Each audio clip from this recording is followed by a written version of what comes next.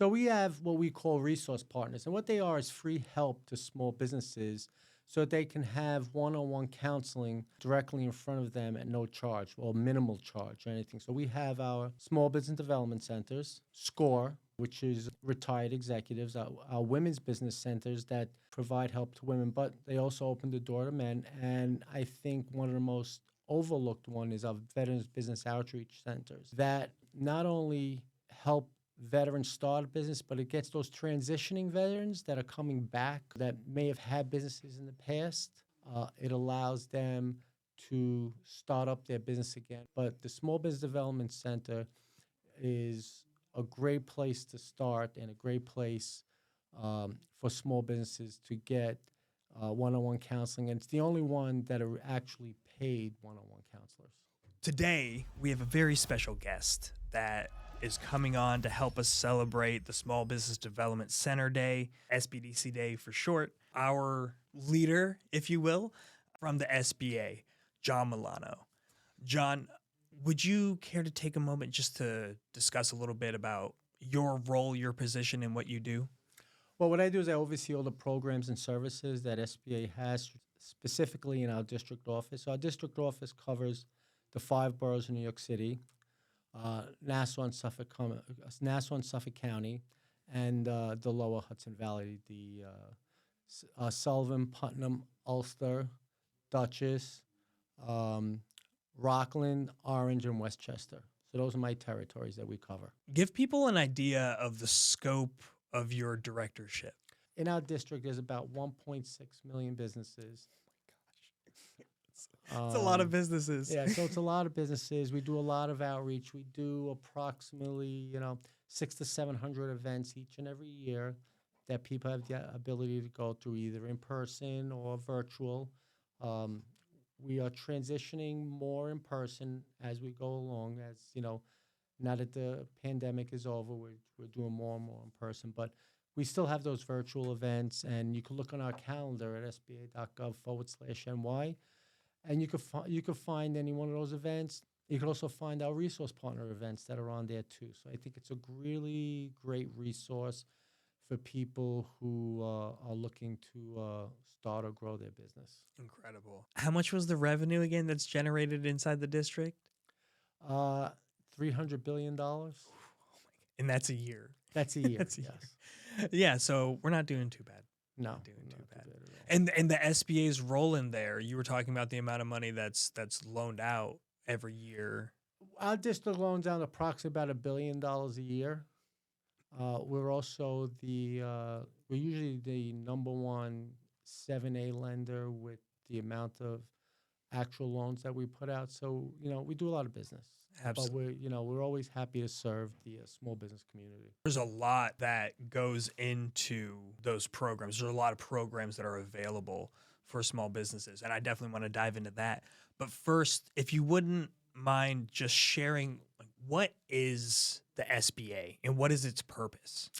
Well, the SBA, we have more than one role. Our biggest purpose is the purpose why the agency was created to begin with was to create employment, to give more and more people job opportunities. So what the SBA does is we have a couple of major programs we run. The ones that we're known for the most is our loan program. Mm-hmm. We also assist in government contracting. And another part that we do is we help when there is a disaster. We help small businesses and homeowners when there is a disaster in their area with low-income loans. And those loans come directly from SBA. And where the real benefit comes to at SBA when it comes to access to capital is that when you go to a bank usually has some certain criteria that they need you to meet in order to be eligible for those loans. When you don't meet those criteria, what the SBA does is provide a guarantee to the lender. So why is that beneficial to a small business? The reason why it's beneficial to a small business is it's money that they would not normally have access to. So even though the guarantee goes to the bank, it takes away some of the risk that the lender would have. So when we reduce the risk, there's more of an opportunity for that small business to get the money it needs to. So essentially, the SBA guarantee, it's not really it is an SBA loan, but it's more of an insurance policy for the bank that wants to give the loan out to the business. Exactly. So what happens is we guarantee, just in case the borrower doesn't pay back the loan, we do pay back the bank either 75, 85% of what's the remaining balance of the loan.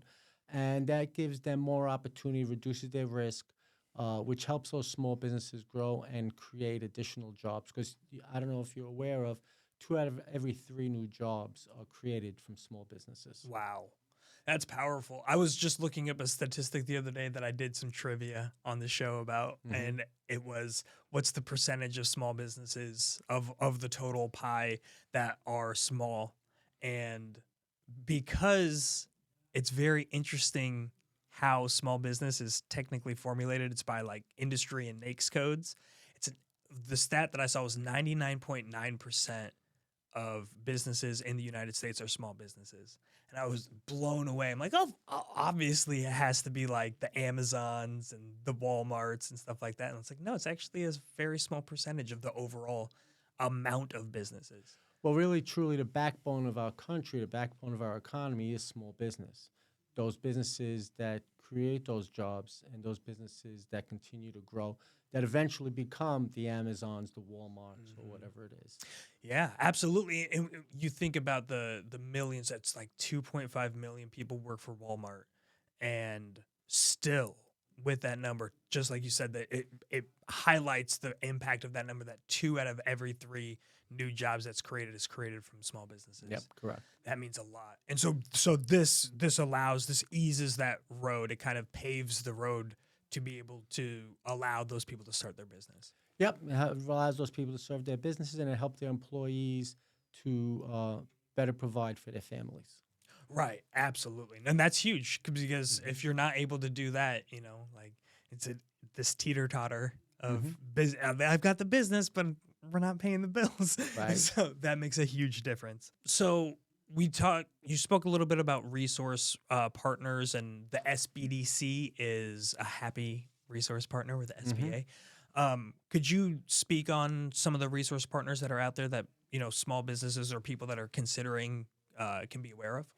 So we have what we call resource partners, and what they are is free help to small businesses so that they can have one-on-one counseling directly in front of them at no charge or minimal charge or anything. So we have our small business development centers, SCORE, which is retired executives, our women's business centers that provide help to women, but they also open the door to men. And I think one of the most overlooked one is our veterans business outreach centers that not only help veterans start a business, but it gets those transitioning veterans that are coming back that may have had businesses in the past. It allows them to start up their business again or continue or expand those businesses. But the Small Business Development Center is a great place to start and a great place for small businesses to get one-on-one counseling. And it's the only one that are actually paid one-on-one counselors. Right, and that can certainly make a difference with the type of resources and the type of people that come in and serve. I will say that I was a SCORE mentee before before I went to the SBDC, and SCORE does a great job. They're fantastic. And then I went to the SBDC, and they're amazing too. And so I was a client in the SBDC in 3 different states. New York being the most recent one before I was drawn in to come work here and collaborate. And so it's been a blessing. So you don't need to just work with one of our resource partners. You can work with more than one. So just because you go to an SBDC or SCORE or a Women's Business Center or a Veterans Business Outreach Center doesn't mean you can't reach out to another resource. They have different ideas. They may have somebody who specializes. So you may go to SCORE because you have someone who is a retired executive from an industry that you worked in that may have a little more expertise. So there's more than one way. But, I think the real importance of what our resource partners do is not necessarily just help you get a loan, but sometimes they tell you not to get the loan, and sometimes people think capital is the only thing that helps their small business, but there are other things. There's way to market their business. There may be new products out there, or expanding what they currently have that they may not really think about that these professionals can help them with. 100%. What you're doing by going to these resource partners is you are expanding your network, because the network that center has, or that mentor has, that becomes your network now. I remember there was one of my SCORE mentors actually was inviting me to go do a pitch for my business to somebody that's in industry that was current at the time and was looking to hire somebody like me. And he's like, maybe he'll hire you, maybe he won't, but at least, but you'll be able to do. It's not really for that. It's more of, let's pitch and let's see how he receives it, and to see if you're communicating effectively. And so that's huge. And on that note, I think it's so amazing, and I'm so happy that you brought it up, that you can participate with the different resource partners simultaneously. I know that people have come in with their SCORE mentors into meetings with us. And so that way we can make sure that we're all on the same page. We're all working towards the same common goal, right? And then you're just leveraging even more networks, even more resources all at once. Yeah, I'll give you an example. So there was a small business that produced baked goods, right? And they wanted to open up a bakery. So I believe it was in this center they came to, and they told them that they needed financing for a store, ovens, the other stuff.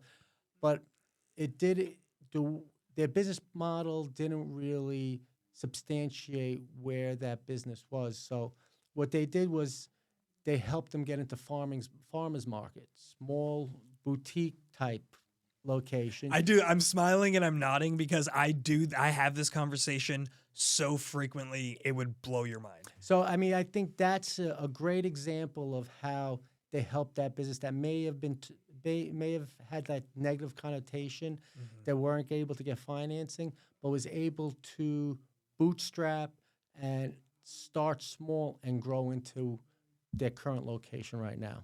Yeah, 100%. I was actually, interestingly enough, normally I have this conversation with food producing companies and tell them to start at the farmers markets, because there's so many different ways that you can learn about your business and how to operate your business without actually having to rent out space or to lease space or buy space. You get to learn about marketing. And so I walk them through. I'm like, when you're at a farmer's market, like there's the setup process. People love the behind the scenes and seeing how you're going to get everything set up. You have the opportunity to create types of events that are there, like nameless taste test. So you get up and you can try these. Like I had a client who produced their own nut butters, and they had like 5 or 6 different flavors. And I was like, just set it up on the table and just have it no labels, and have people come up and you can list the names out there, like these are the potential options. And then you can move the little names around, and if they get it right, then they get one for free. Yeah, so those are the ideas that sometimes people don't realize that make a big difference in their businesses and get them off the ground and start running. 100%. Yeah, and I'm really happy that you brought up the different aspects that we provide. A lot of people think about the business plan and they relate the business plan solely to getting that loan.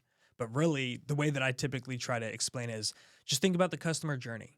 Think about that somebody that has no idea who you are, and then we're going to work backwards. Or actually, if you think about like you delivering them like a bouquet of flowers, it's like, it was so good to have you as a client, and we love you, and we give you the best, wishes moving forward, and then reverse engineer that every step of the way to that point when they don't know you. But that is part of the business plan. See, people don't realize that by starting in those, we use the example of the farmer's market or whatever you want to do. That's part of your business plan. Your business plan is a living document. It grows with you, with the business. And it's not just a document that you need to show the bank to get financing. Correct. It shows you where you are, where you want to go to in the future. I think it's really important that people realize that. Yeah, a lot of people have it kind of floating around in their heads, and they're like, "I got it, I understand." I'm like, "Yeah, but just put it on paper then. Just Yeah. put it on paper so you have a reference document. And then you're not flying by the seat of your pants when things come up, and then it's always a test game. It's always okay. This is how I said I was gonna do customer outreach. Now I'm actually doing it this way. Okay, now let me go update my plan. Like you said, it's a living document. Keep it updated. Keep working with it. It's your standard operating procedures. Yeah, and it doesn't have to be 150 pages. It should not be. It should not be. I will say that I have the people that come in, clients that come in that have the thickest business plans. I immediately know that they didn't do it. Yeah. That they hired somebody else to do it, Yeah. which is an option. But nobody knows your business better than you do. No one knows the desire. So, let's see.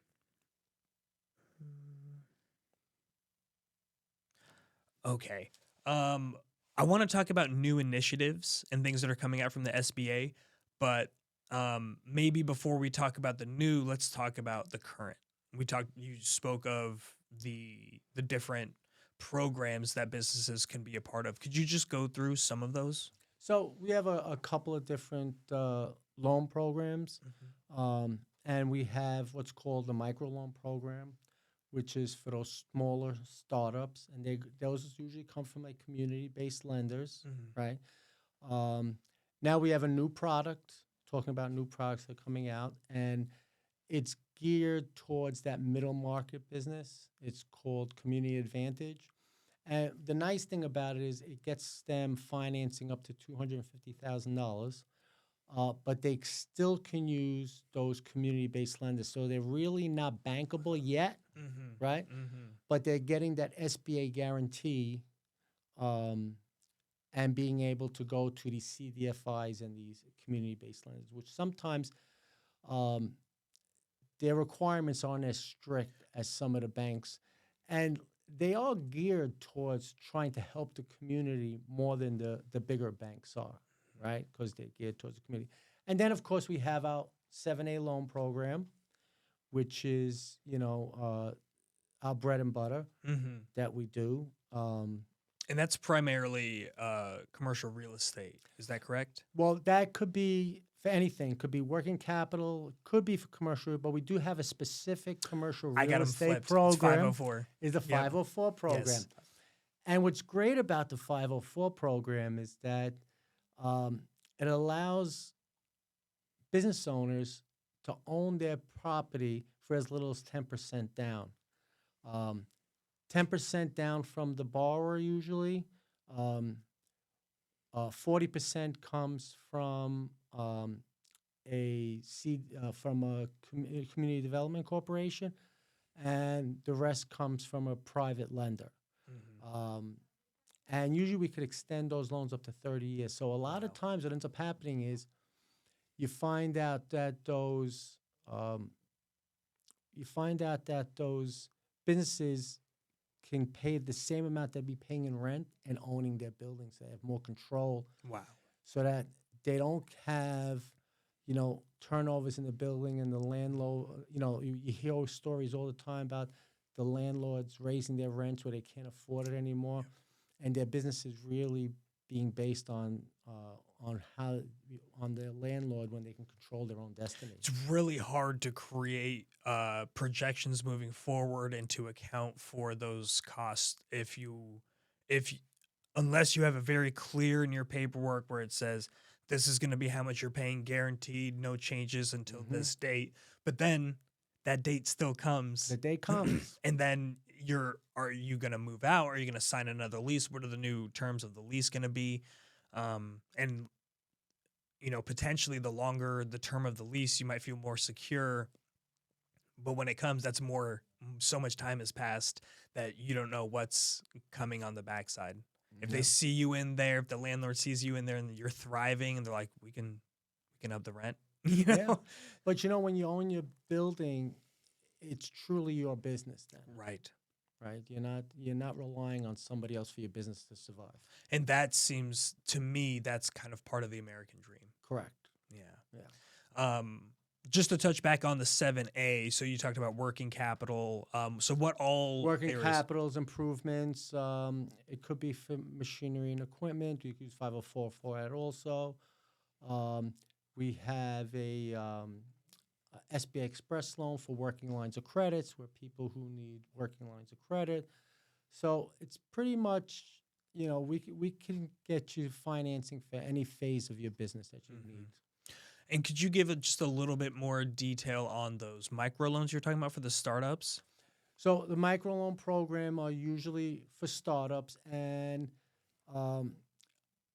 everybody has a different definition of what a startup is, That is right? that's so true. Like So what is the SBA's definition of a startup? Well, the SBA doesn't have we consider even a business that just has an idea as a startup, right? Yep. But if you go to your bank, they'll tell you a 2 or 3 year business is a startup. Correct. Right? But a lot of these community-based lenders will work with you if you're just in business for 5 or 6 months, and I think that's really big. So they'll give you up to $50,000 on a microloan to help your business. So, and sometimes some of these businesses, all they need is $5,000 or $10,000 just to get them going. Correct. They don't really need those big dollar amounts. So if they show that they have some sort of, is where their business plan comes into place, knowing where they are, where they want to be, and how they're going to get someplace into the future through their business plan. A lot of these community-based lenders will help them with microloans. I'm curious, thinking about this, we have many connections with local banks, and they have their different SBA specialized like loan specialists. How does that play with it? Are these just individuals that are trained and familiar by the bank that understand SBA, or is there any sort of link or connection with the SBA itself? There's no link directly to SBA to that personnel, so it's just someone who's maybe has more expertise or has, has dealt with the SBA type of financing in the past, and those are their so-called SBA. Right. Yeah, we had lender. We brought in Kendro Benjamin from Dime, and he's been always a consummate professional, a pleasure to work with, and he is well versed in SBA lending, and so he's been a huge resource when we're working with clients to get them funding. But all of the banks essentially that we work with have somebody that are at least experienced. Yeah. So I was just curious about the relationship there. So just to give you an idea of how it works, a lot of these banks, what they'll do is they'll take your loan application, right? And they'll initially try to put you through their traditional loan program. And then they have it's called a second look program. And SBA is part of their second look program, because they're going to try to find a way to get you financing, because the banks do make money by lending out money. Correct. Right? So they want to lend you the money, but they're also not going to take on unnecessary risk. Right. So that's where if you do fit their traditional model, they'll finance you through their traditional model. And like I said, that's where SBA comes in. And I'll give you an example. So you may not, SBA doesn't require collateral, right? And the bank may say that they don't have enough collateral for the loan, and then that's why they'll come to SBA and do the financing. Your cash flow may not meet what their cash flow guidelines are, right? And that's where SBA comes in. Now, remember, when SBA says that they do startups, it's not the bank doesn't have to follow our rules. They could supplement their rules with whatever their guidelines are. Interesting. So what could that look like? So what SBA does is it allows them to qualify for an SBA loan, but doesn't give you approval of an SBA loan. So you still have to go through the approval process of the bank. Because remember, the bottom line is when you get SBA financing, unless it's disaster comes directly from SBA. The loan agreement is between you and the bank, not between SBA. And the bank comes to SBA saying, hey, I want to do this loan. This is the guidelines, the qualifications for the loan. We usually approve within 24 hours, but there's other things that go on. And we give the bank a guarantee. But remember, the loan is between you and the bank. That's why you pay that loan directly to the lender. Right. I'm curious. I don't want to go down too dark of a rabbit hole here, but what happens for a business that doesn't end up making it, and then so the money gets delivered to the bank, 85-70% of it gets delivered to the bank. But then what happens to that individual who was starting their business? Well, they're still liable for the loan. The lender will do whatever their procedures are to recover as much of the money as they can. And like I said, it could be through collateral, selling equipment from the business.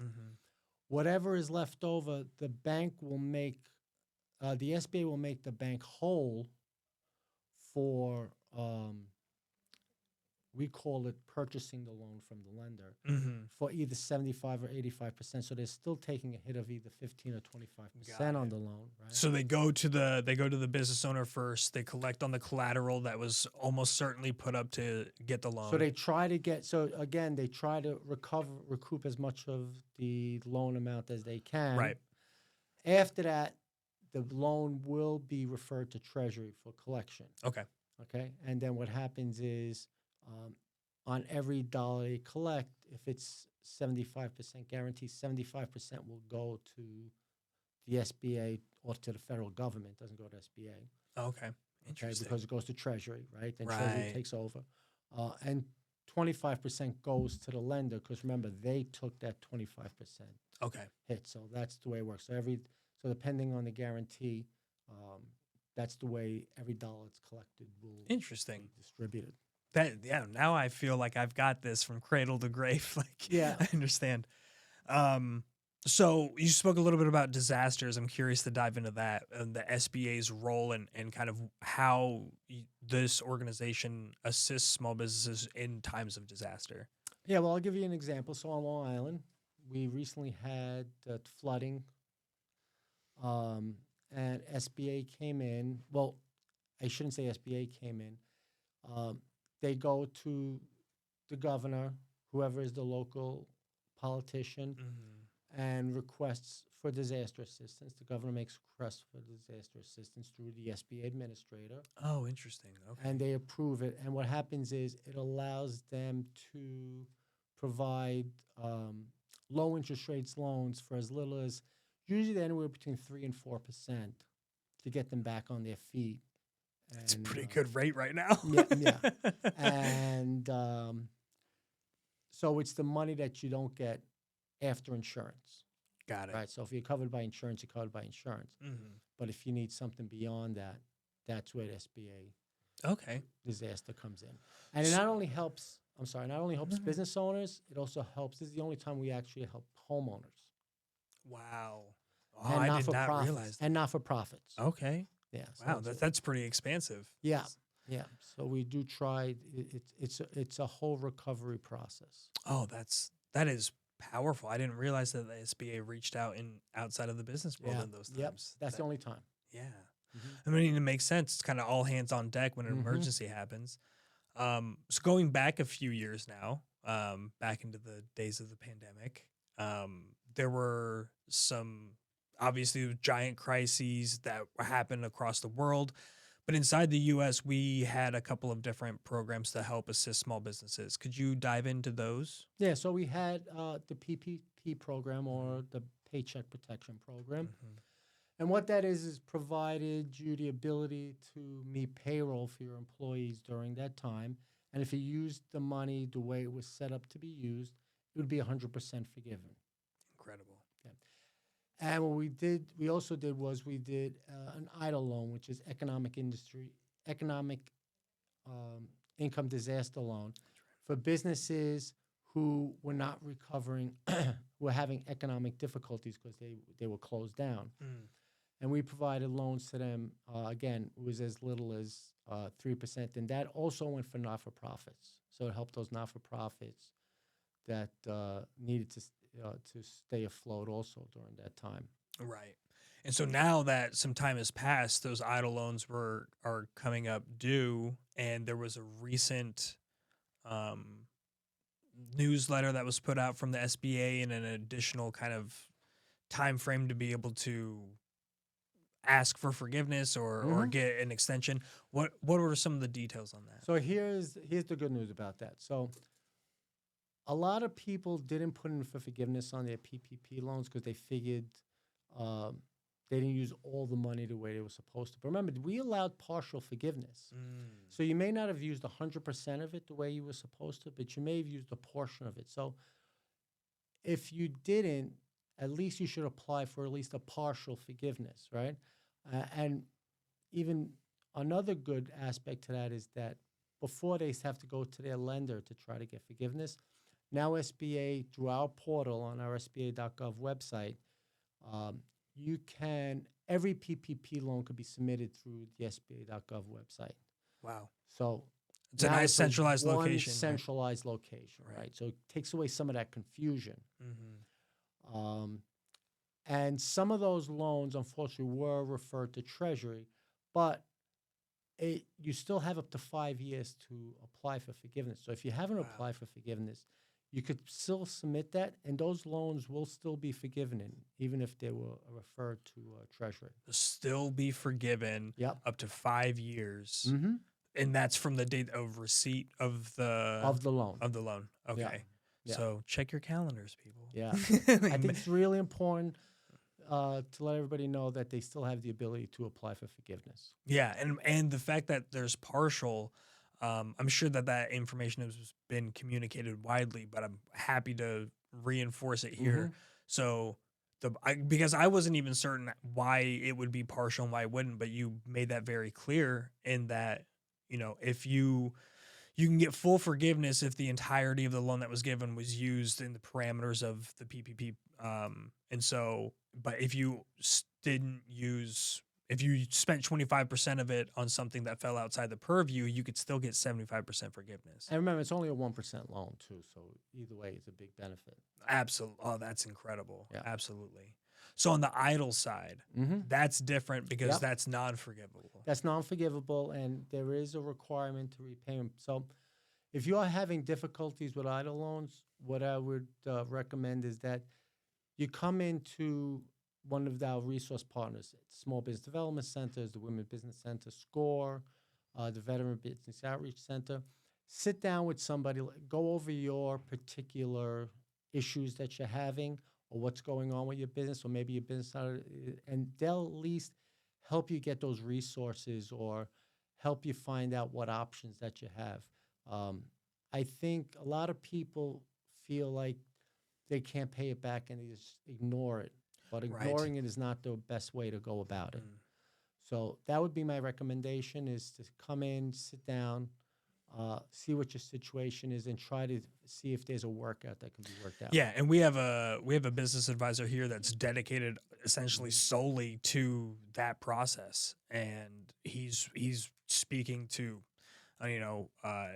a bunch of businesses every single week that are coming in to talk about this, and so the doors are open, and we're not the only SBDC. This goes across the entire nation. So I think that's the best way to approach that. Absolutely. There's two questions.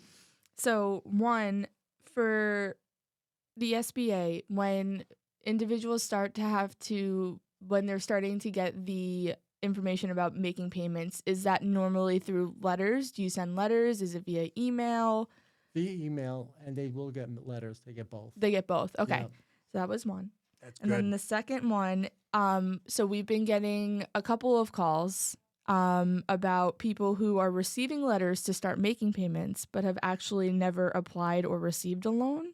So what would be the course of action if that happens to somebody? SBA.gov/fraud, and there's a process they have to go through online and fill out the application there if they feel that they're there's someone near and dear to all of our hearts who is going through this right now. Erica's husband. I feel for them. Totally. It's unfortunate, but it's just know it's a real thing. And so if this is such a big deal. If you're getting this letter, like, what are you most likely to do? Throw it away. And Yeah. so don't. Don't. Don't. Right? That's why I said Don't. don't ignore. Yeah, That's what we exactly said right. earlier. Yes, 100%. Don't ignore it. Specifically, like if you know that you did not apply, you don't own a business, because that's been happening. People who don't even own businesses are getting these letters. Yep. Don't ignore. Okay. Oh my gosh. Yeah. Gotcha. And imagine seeing a letter from the SBA in the mail and you're like, and you don't own a business. You're just the standard W-2 employee somewhere. And you're like, this has nothing to do with me. Yeah, and Open the letter. And we're the only agency we're doing also. We do some robocalling also on telling them to apply for their forgiveness. For Oh, that's PPP. great. So just in case they get that, it is actually the agency doing it. Okay. No, Okay. that's good to know. That's really Okay. good to know. We talked about all the incredible things that the SBA does do. Is there anything that you guys do not do? Do you not assist with certain businesses? Like, how far does your reach go? The Where does it limitations.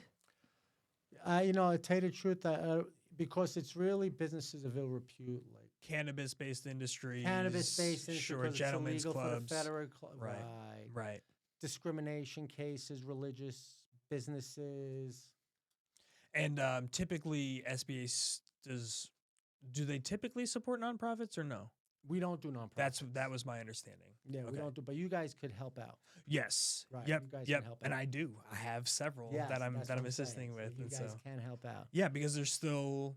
I mean, a lot of the fundamentals are the same. It's Right, still so business. in essence, if you don't pay taxes, you don't get help from the SBA. That's really what it comes down to. Are there any sort of last pieces of information or knowledge that you want to give people either about the SBA or about business in general? Everybody has ideas. You know, the American dream is to own your own business and create wealth. I think we have the tools in place for small businesses to do that. And I'd like to wish everybody a very happy SBDC day. Oh, perfect.